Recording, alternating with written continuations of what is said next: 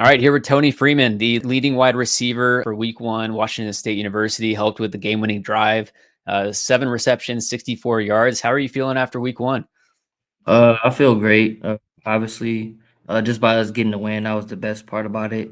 Overall, as an offense, I feel like we got to step it up coming into week 2. So just hitting the drawing board and getting back to fixing the little things. So yeah. And Dylan had pointed out that you had 7 receptions in this game alone. Last year in your career so far at Washington State, you had 8 receptions. So what was it like to come into this game, almost match a career total in your Washington State career, and have such a big impact? Obviously, just being utilized more, just getting put in position to win, and just making the most out of every opportunity that comes my way. So I feel like I was ready for the moment. So I just capitalized on it.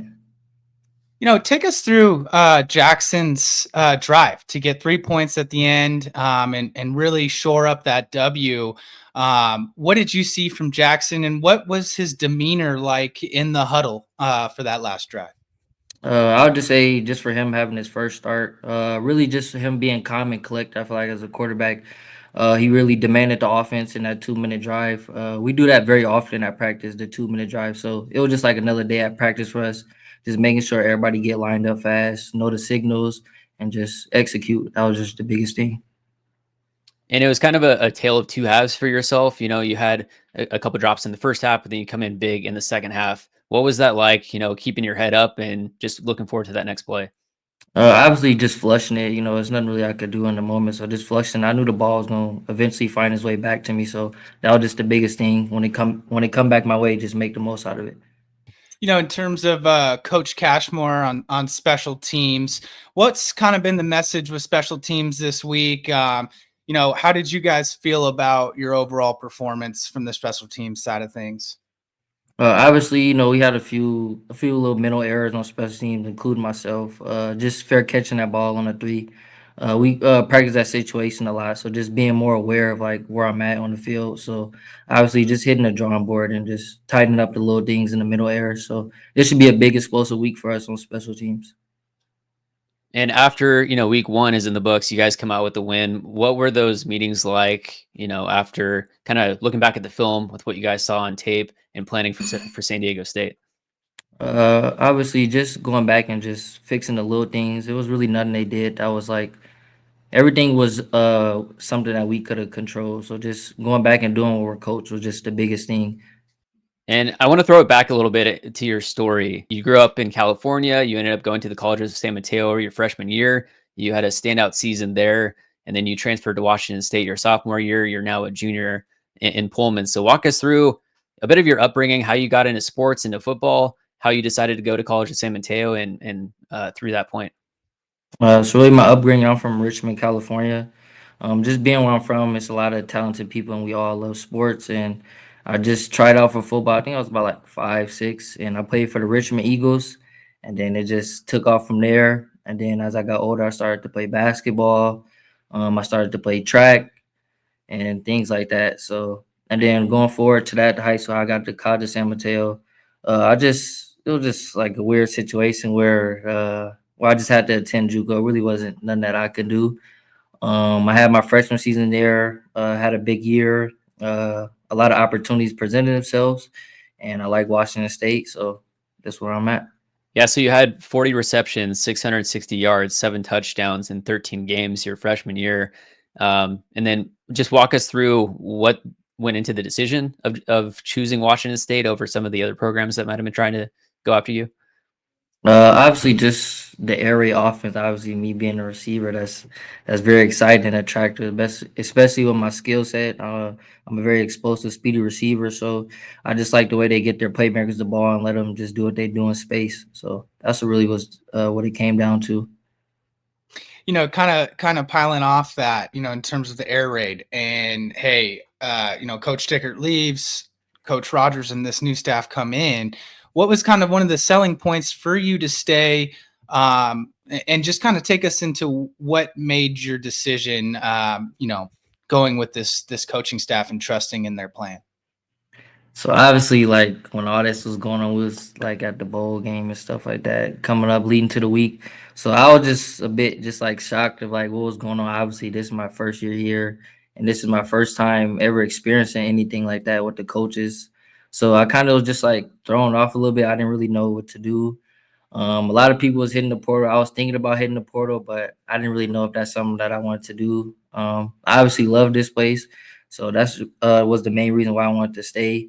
And then I think about like maybe 2 days before the portal had closed, Coach Minnis had called me and just got to chop it up with him and just see where my head was at and things like that. So this offense is similar to the offense I ran at College of San Mateo, the pro style offense, and obviously I was very productive in that. So that was really just the biggest decision for me. Yeah, I was going to ask, you committed for the air raid, and then the new offensive, coaches start describing the new offense, what that looks like. That's interesting that you kind of already ran the offense at San Mateo. Did they also have a lot of the similar like run pass option type things that we saw in the first game? Yeah, my offense at College of San Mateo and here, like the pro style and the similarities in the play action and just like the whole scheme of the offense. Like I learned this very quickly and adapted to it fast, obviously because I played in the offense like this. So I'll just say for me, it was like an easy adjustment.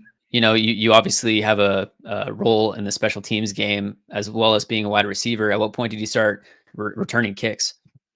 I always been returning kicks ever since like little league. That was just something that I always did because I was always mostly like the explosive person on the team. So just putting me in a position to add on. Who'd you take your game after? It could be NFL guys you watch, even former college greats. But in terms of like film and hey, if they're on Sunday, that team, that player, I gotta watch them. Is there anybody like that for you? Well, mostly growing up, I love Deshaun Jackson. Obviously, that's just like I feel like that's my play style, especially on special teams. And then as of right now, I really like Tyreek Hill. So yeah. And somebody who was really impressive week one, you bring in a guy like Jeremiah Noga, who has played a lot of football, obviously, for some years at Oregon State, and comes in and he's a senior at a new spot, but 5 receptions this past weekend. What's he show you leadership wise and maybe things off the field so far this year that you're like, wow, hey, this guy works his tail off? Obviously, just Noga come here. Obviously, at Oregon State, I got a few of my boys that's from my JUCO over there, so it's like an easy transition because they always talk about me over there. So when he like UT free, I'm like, yeah, what's his name? He like, yeah. So just like an easy transition of getting to know Noga and just getting that bond going with him. And obviously in the room, like he's an older guy and he's a leader and he played a lot. So just having that experience in the room, just getting a film session in with him, just seeing the little things. So he's been a great addition to the room. What about Josh Meredith and his veteran leadership? I said Josh, same thing with Josh too. Obviously, Josh had a big year last year and he's in store for a big year this year. Just having that role and that leader mindset of just doing things the right way and continuing to just lead and show the young guys how things are supposed to be done. At the end of the day, like you guys as athletes, you're not paying attention to the outside world. Like you guys, you have your locker room, your brothers, your coaching staff, and it sticks in there. Obviously, everybody had their feelings about week one in Idaho, but at the end of the day, Yeah, you guys come out with a W in week yeah. one, and winning isn't easy. So, what was just kind of, if we're a fly on the wall in there after the dub, what was kind of the message from the coaching staff as well as maybe some of the captains or leaders on the team? Just obviously from a standpoint of like we didn't play our best brand of football. We didn't play how we knew we should have played. So just like the outside media, the media are going do what the media do is just judge. So it's just like we got the win. That's the most important part. Is now okay. What can we do now to fix these problems? What can we do now to elevate from here? And what can we do now to help our team make this biggest jump going into week 2? So that was just really the message from the coaches. Of just getting back to the little things, doing the little things right, and just doing your 111 for the team. So that was just the message. And the last thing I'll have for you, you guys got to play San Diego State last year. Obviously, college football rosters change every year.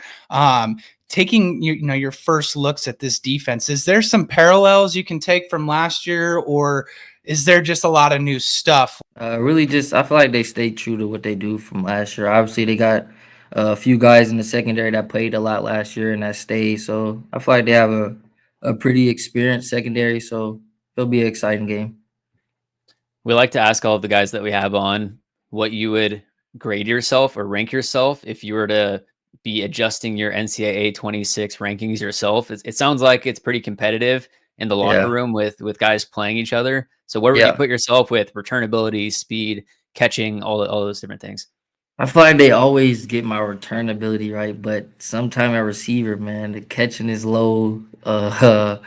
Obviously my catching is low in there. My overall is low. So I mean, it is what it is. I just keep proving and showing what I could do on Saturdays, man, and that'll naturally just upgrade itself. So yeah. Yeah, hey, every 3-4 weeks they're upgrading ratings, man. I mean, we saw that last year. You keep the head down, and EA is going to be looking out.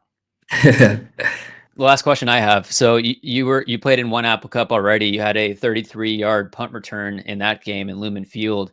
You kind of know what the Apple Cup means. So walk us through just that experience, the first game, and looking forward a little bit to the next Apple Cup. Obviously, that was like probably one of the most crazy and chaotic games that I played in, especially at this level, just being my first time at this level. So obviously, the Apple Cup it means a lot. So I feel like it's gonna be a very exciting game, like always. And it's gonna be in Pullman. Yeah. So I feel like it's gonna be bumping Con- for sure. It's gonna be a Connor, great man, game. you can't be asking him about a game 2 weeks ahead, man. We're worried about this week. Tony, it was fantastic. A great opening week for you. Again, 7 receptions, 64 yards. Going to be looking forward to seeing how you guys evolve and week to week. That's one of the better things about watching a football season is, hey, you guys have things to work on. Everybody does, right? So that's week 1 of college football for you. Yeah. I just feel like we're gonna take a big jump this week, man. I'm very excited for the work we've been putting in at practice. So I'm looking forward to this Saturday for sure. Awesome, Tony. Well, really appreciate your time. Thanks for taking the time today. Looking forward to next week, and best of luck the rest of the year. All right, man. Appreciate y'all. Go Cougs. Go Go Cougs. Cougs.